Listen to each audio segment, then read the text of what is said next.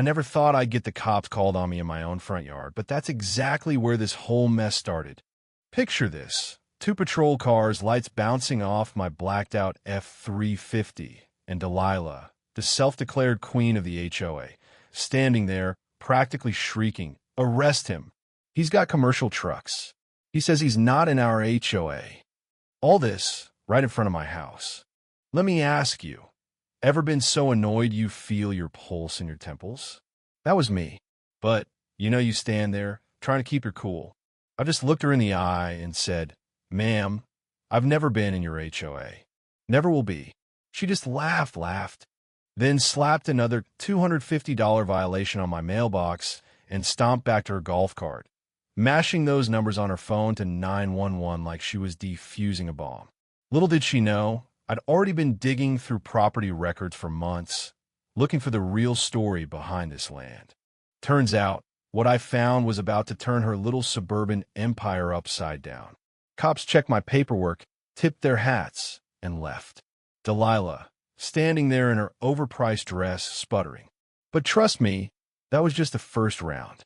Before this story was over, Delilah would go from HOA president to my tenant, and I was just getting started. 6 months before all this, I thought the worst thing in life was losing half my assets in a divorce. Turns out, it was inheriting land next to an HOA president who acts like she's running her own country. I'm Garrett, 45 years old, and after my ex cleaned me out in Atlanta, I was just looking for a quiet life. So I pointed my truck at my grandfather's old farmhouse in Tennessee. Hadn't been lived in for 5 years. Peeling paint, sagging porch, barn that smelled like oil and old hay. But to me, after crashing on my buddy's couch for months, it was paradise. What I didn't expect was the suburban invasion. Someone had built 200 identical McMansions right up to my property line. Fancy names like the Wellington, lawns that look like putting greens. My first morning there, I'm unloading my trailer, and here she comes, blonde, 50s hair that's not moving an inch, folder under her arm like she's serving me divorce papers. She stops, hits me with perfume so strong it could knock out a horse. "Welcome to Willowbrook," she chirps, all teeth, not an ounce of warmth. "I'm Delilah, HOA president. I brought our welcome packet." I took one look at the packet. Must have weighed 5 pounds, all glossy paper. "That's nice of you," I said, "but there's been a misunderstanding. This property isn't part of any HOA." Her smile froze, like she bit into a lemon. "Oh, but everyone in this area maintains our community standards." I looked around, her perfect lawns, my battered farmhouse. "Ma'am, my family's been here since 1923. This land predates your development by 80 years. That's when she dropped the act. "Mr. McKenzie," she said, "I don't think you grasp how things operate here. This is a premier neighborhood.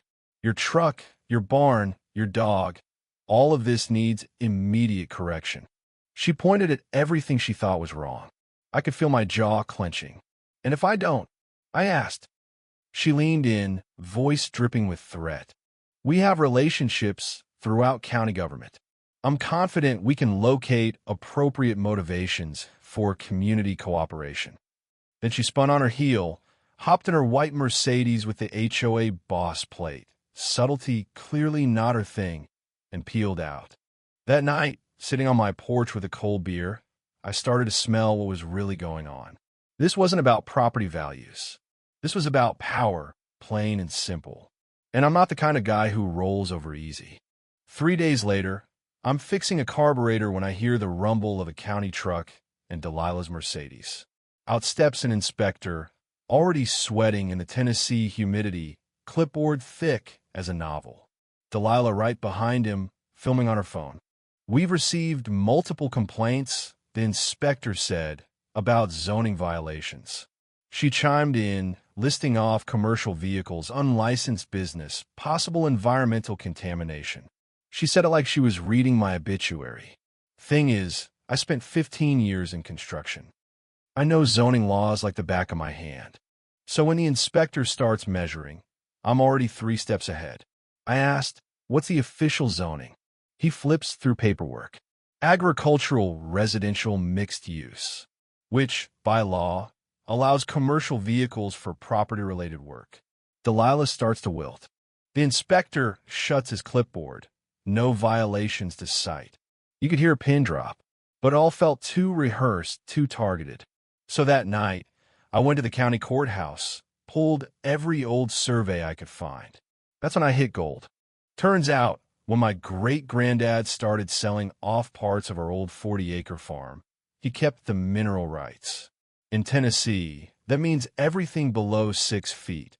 Foundations, septic lines, utility pipes. And nobody ever properly transferred those rights. Which means, technically, every McMansion in Willowbrook was built on land my family still owned underneath. Next day, I hung a hand-painted sign at the driveway. McKinsey Farm, EST 1923, private property. Then I set up cameras because after that ambush inspection, I wanted every interaction on record. I opened up a small engine repair shop, completely legal under my zoning, and suddenly Delilah's driving by slow, phone glued to her ear, probably dialing every government office in the state. Then came the police. Suspicious activity, drug manufacturing, aggressive dog. Every call from the same anonymous number. The same cop, Officer Martinez, showing up, apologizing for wasting my time. He pulled me aside. Off the record, document everything. Her husband's on the city council. Some of us don't appreciate being used as personal harassment squads. So I kept logs. Every call, every drive-by, every time she pointed a camera at my house. Turns out, I wasn't her first target. Mrs. Finley down the road brought me cookies and stories. Delilah had made them tear out their vegetable garden, called it agricultural activity incompatible with residential aesthetics. She went after a young vet, Jake Morrison, for riding his motorcycle to work. There was a pattern. Delilah went after anyone who didn't fit her perfect image. Old folks, minorities, veterans didn't matter. Jake showed up at my place, told me Delilah was measuring my driveway, maybe trying to claim it was encroaching on county land. Good luck with that. I'd already checked my boundary lines at the courthouse. Turns out, my property ran 3 feet further than anybody thought, which meant part of Delilah's fancy lawn and her new garden shed were actually on my land. That night, I wrote her a letter. Your fence, shed, and roses are encroaching on my property. 30 days to remove them.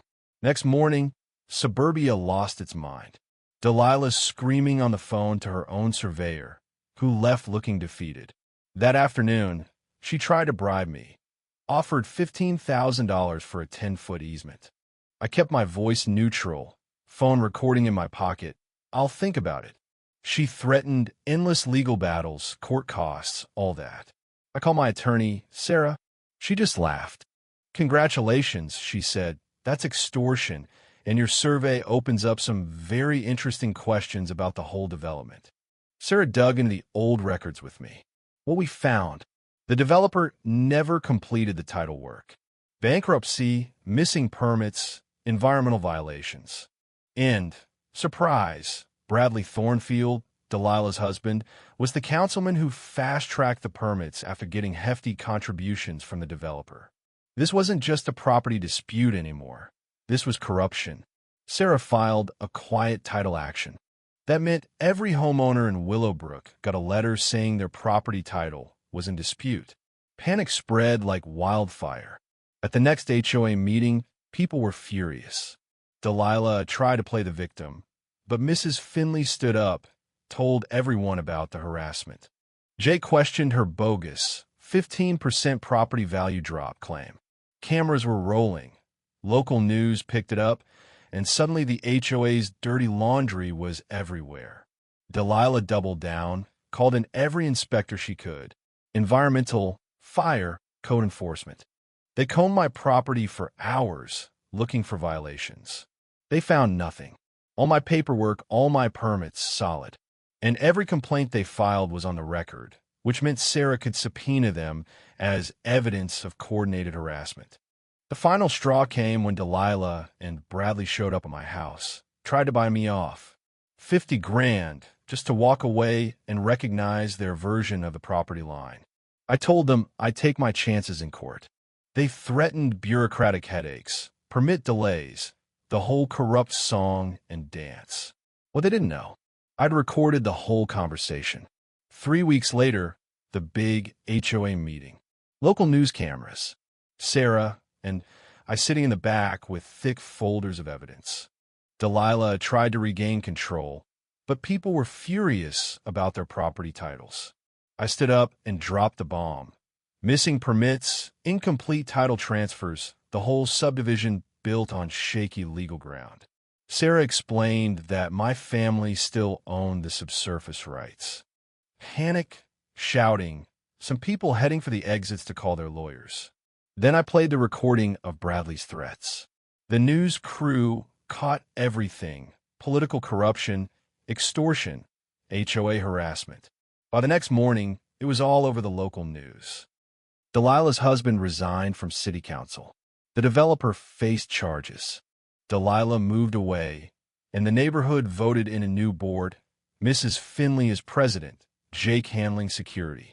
HOA fees went down, and people started actually talking to each other again. We worked out ground leases, helped folks secure clear titles for a fair price, and turned the whole ugly mess into something good. My shop is busier than ever. The community center is funded by the legal settlement. The Johnsons replanted their garden bigger than ever. I started a property rights foundation to help families in similar situations. Personal healing took time, but these days my evenings are quiet. Emma, the librarian who helped with research, sits with me on the porch while Rusty dozes at her feet. The old farmhouse still stands, but now there's a modern workshop, kids running around during our annual Heritage Festival. Folks learn the history, share stories, and remember what community really means.